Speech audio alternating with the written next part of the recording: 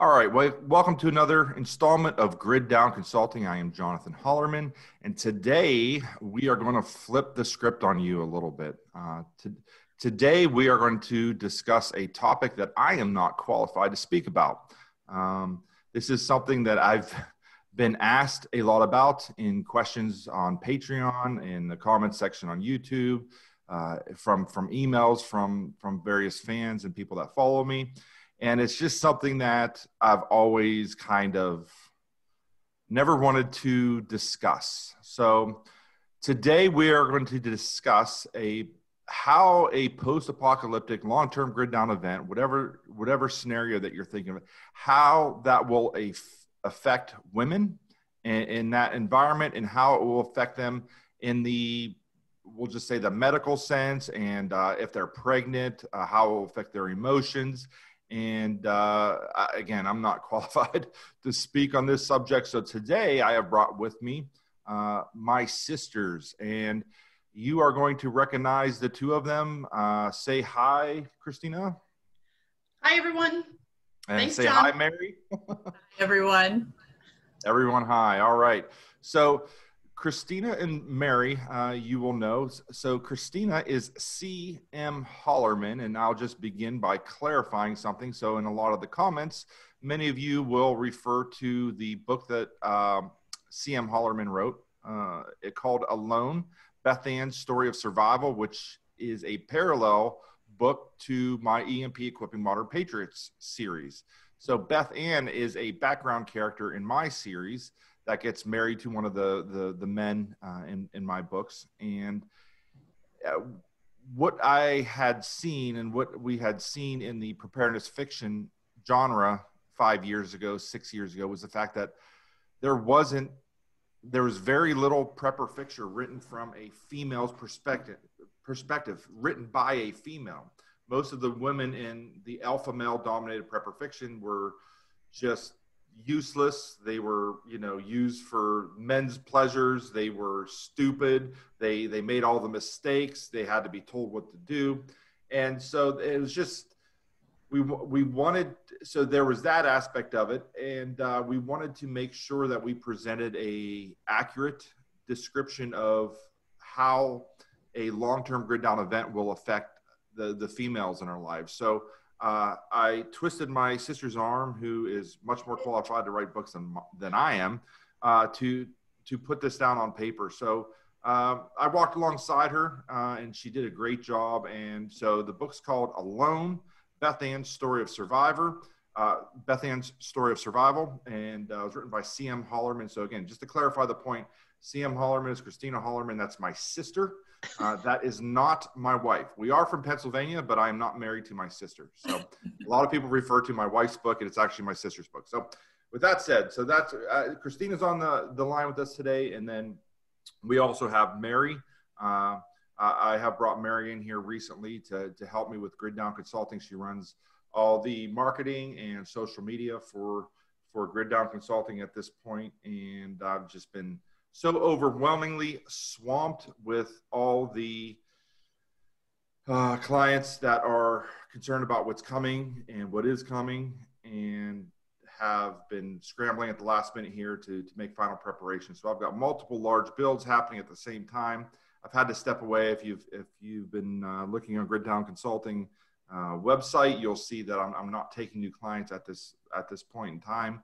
So anyways, without further ado, we are going to discuss the emotional, the physical aspects of women in a post-collapse scenario, really focusing around being pregnant in that environment and what that means. So men, do not check out. You need to have this conversation with your wives, your mothers, your sisters. There are needs that they are going to have in this type of environment, and you cannot ignore them. And I would advise you, for your own well-being, to have this conversation before this stuff happens and not after. So without further ado, I'm going to go ahead and I'm going to turn it over to the two women here, Christina and Mary. And Mary, I guess turn it over to you first. And great. Where are we heading with this? Well, first off, before we do jump straight in, I know that your philosophy and all of your preparedness, is to really help people in their preparedness journey. And that would include that there's not necessarily a one size fits all way to prepare. And so our conversation today, we hope this just gets the ball rolling for your family, that you can kind of talk to about with your family, think through what this could look like in a retreat situation. Because the chances are, if the grid is down for a long-term scenario, a couple years or something, a lot of people are going to go through pregnancy, and it will affect how you bug out, and it will affect some things at the retreat as well, especially the dynamic at the retreat. So, Christina, I am going to point the first question to you, and I'll add on too, but what are your thoughts on how, if someone was pregnant and they needed to get out of Dodge really fast, how would that pregnancy possibly impact that bug out, and how quickly they can get to the retreat? You know what? I think that there would be a big difference if a woman was pregnant, and only not from having any medical background at all, but just from having two children of my own. It would, I think, really depend on which part of the pregnancy she's in and what kind of shape she is just as a person. So, early on, if a woman has a lot of morning sickness or something like that, you are going to have issues with, maybe not just queasiness, but also maybe vomiting. And then you have a dehydration issue. She won't be able to, if you've got a long walk to a retreat, or like in Maria's case, in John's book, a bicycle ride, she may be limited in how many miles she'll be able to cover in a day. And I think later in the pregnancy, when you've got the extra weight, you're also going to be a lot slower, just because you are, hauling a second person around with you. And so if you have to bug out being pregnant, do it in the middle trimester. Yeah. Like in John's book, right. 8 weeks. That's the prime time. Yeah, no, that's very true. So, like you said, mentioned in early pregnancy. So what are some things that we could prepare, I guess, or think about if you are traveling with someone who can't keep food down, who can't keep water down, who's literally throwing up as she's walking? What are some difficulties you see there, or how could we help? Well, one of the things that helped me in pregnancy, and I did not have, awful pregnancies. I had textbook pregnancies, according to the doctors.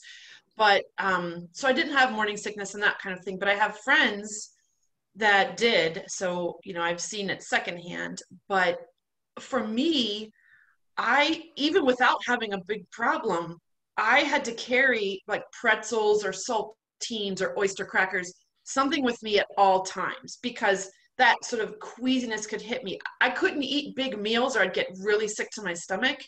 So I do that now and I'm not pregnant. That's because your wife is such a good cook. Yeah. But I would have to just eat like smaller meals and more often. So I could just eat a pretzel or two pretzels, every half hour or hour. So in terms of bugging out, if you have MREs planned for 2 times a day or 3 times a day or whatever, that may not work out so well for her.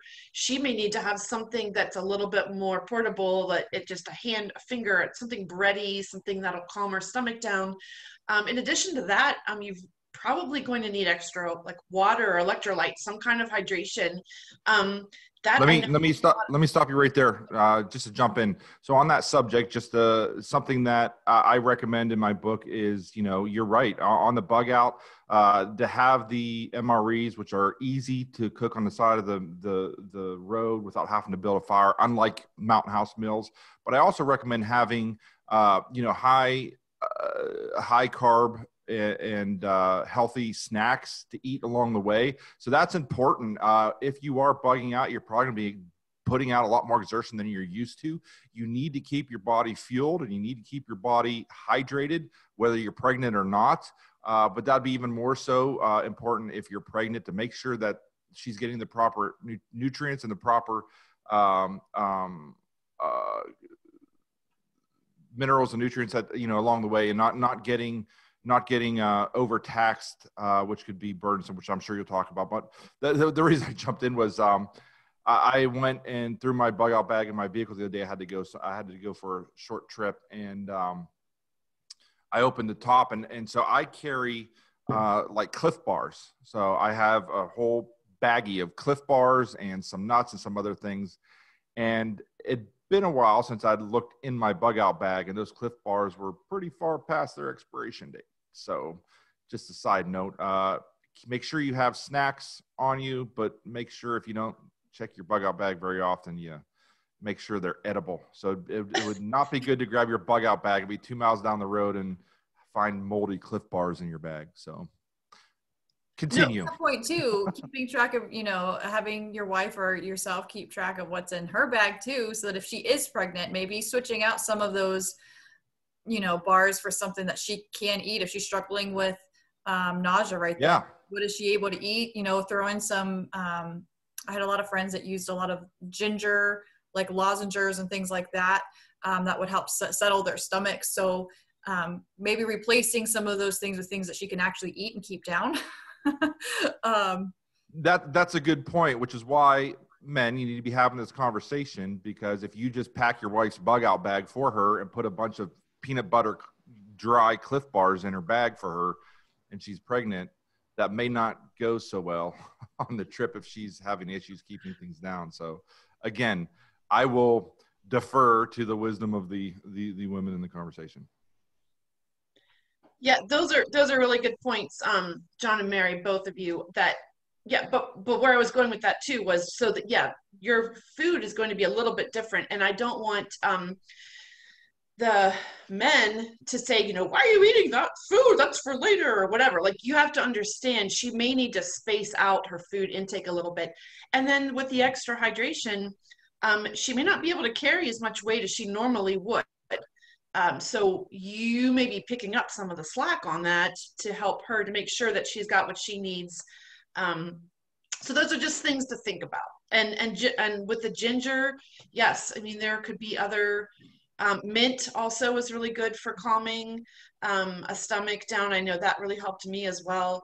So those are some things, if you can ward off some of that ahead of time, it's definitely better than letting it get ahead of you. Absolutely.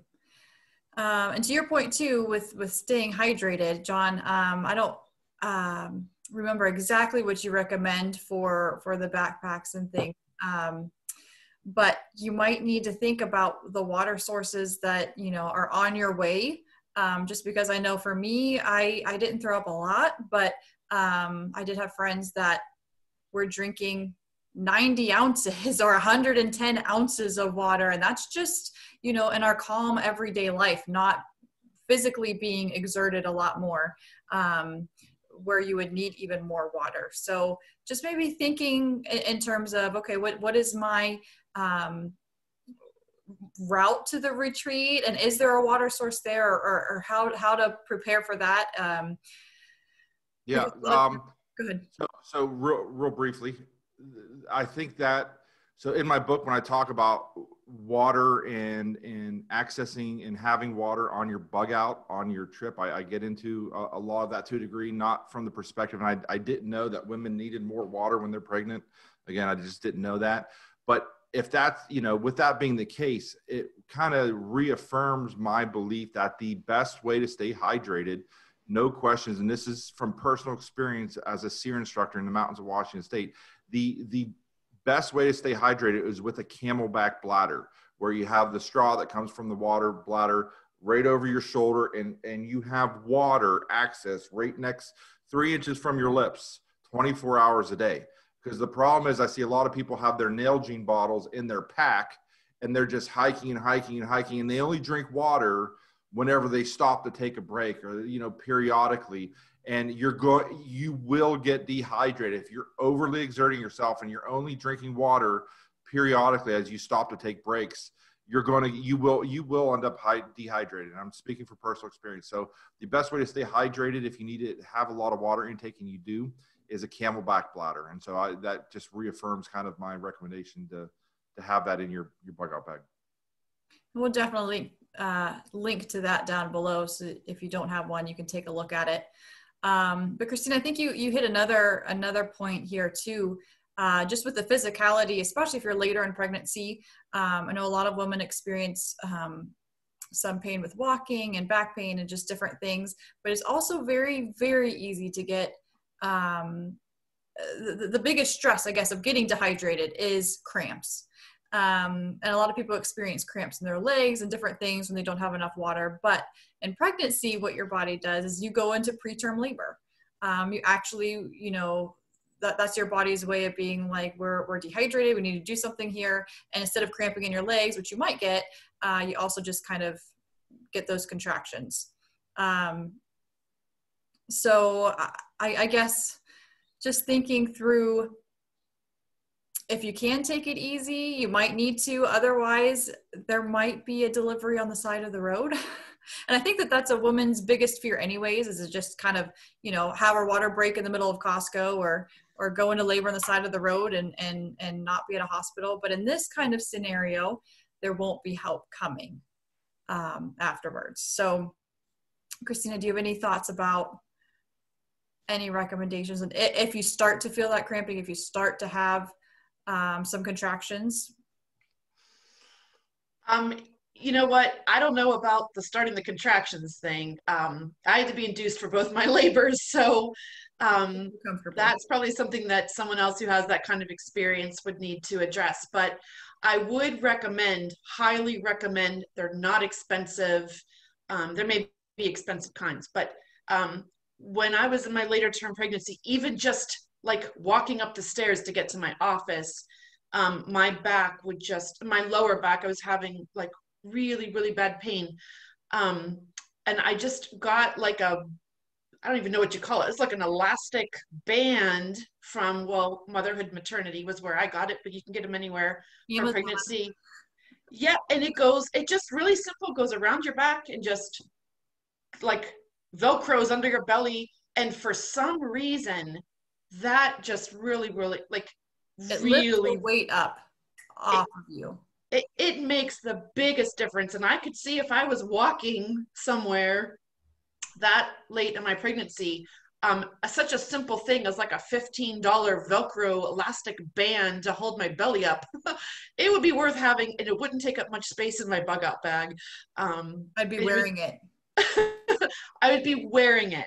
Well, I meant packing. If you're packing ahead of time as a possible scenario before it happens. But yeah, wear it while you're walking. If you're in after 6 or 7 months, it would just really help a lot of the back pain. And, honestly, at that point, I didn't really know. I think your biggest concern at that point in your pregnancy would be the early onset of labor and the contractions. It could be bleeding. And I did have a situation where my water broke early. And so then I had an infection when I was in labor, because that water broke about 2 or 3 days early, and they didn't think that it was my sac of waters. So, you have so many different things that could happen, but I guess I wouldn't say everyone needs to be prepared for birth along the road, but if you're that far along in your pregnancy, it may not hurt to just have some supplies. Well, and I think that goes to the mentality, to like the mental and emotional side of all this. I think that's where I see a good transition here of hopefully you won't ever need to prepare for that, but mentally you're going through, if you're bugging out and things are that bad, you're already under a lot of stress. You're mentally thinking about, the world has changed completely. You've got a lot of thoughts going on in your head. You've got a lot of emotions about, will we ever see family again, our friends again, or, you've just got a lot of things going on. And this kind of adds just another layer to that of, okay, we also have someone that is pregnant that I'm traveling with here. That kind of adds another layer. You know what? Mary, I was telling you this yesterday when we talked, but I remember before getting pregnant with our first one, we'd been married for a couple of years. We were so excited. Oh, let's start a family. We had that whole conversation. And then when I got pregnant, I realized, wait, no, I have to birth this thing. Like for some reason, you start thinking about that as a woman, like at the beginning when it first happens and you first get your pregnancy test back, that's just something that, yes, on an emotional part. And then, okay, let's add in, let's like ramp up the hormones then on top of those already just normal psychological thoughts that you're having. And, it is something that I think men sometimes just kind of, they don't understand. So they kind of either just think that their woman's being over dramatic or whatever, but which is some of the, you just can't control the hormones. So I guess just having ways to try to be compassionate, try to help them through it, is you can't fix it. You just can't fix it. I know men want to fix everything, and I appreciate that. You can't fix this. At least for a few months. One thing I was going to throw out is on this subject, one of the there's a book at our survival retreat that I got a lot of grief over by the guys, and so we have a paper library at the retreat with books on everything from farming to seed gathering to just every subject, medical books. Well, my wife, forward thinking on this subject, had been at a yard sale, stopped at a yard sale, and found a medical book. It's like this thick and it was gynecology, something. And she brought it home and says, "Here, keep this up there." So I put it at the retreat, and everybody that sees is like, "What are you doing? Why do you have a book on gynecology at the retreat?" But, on that subject is like, dude, do you know how to give birth to help your wife through the birthing process? I haven't done it, but like just hearing you guys talk about this, it may be something that you may want to go and watch an edited YouTube video on, or maybe get some, if your wife is pregnant, get some kind of idea about, watch some. I'm sure there's some probably YouTube videos of someone like giving birth in a car, you know what I'm saying, where someone like talks you through how to do it without showing you. I don't know. I hate this subject. I'm going to back out. I'll let you guys continue.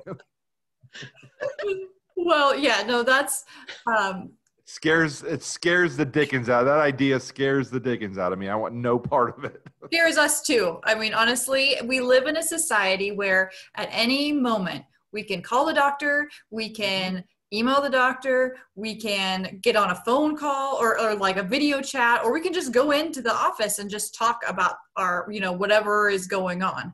And we're not going to be able to do that. And I think that's another like mental thing that, or emotional or psychological thing that for women, like we're not living in the 1700s. So suddenly to be, we're used to a certain standard of living here in the United States, and we're used to a certain, way of communication. And if that's taken away, suddenly the expertise of Google or whatever, like we can even Google, if we're having certain symptoms of something, if we need to call our doctor, and we won't have that resource anymore. So just thinking through, and Christina, you mentioned a lot, about,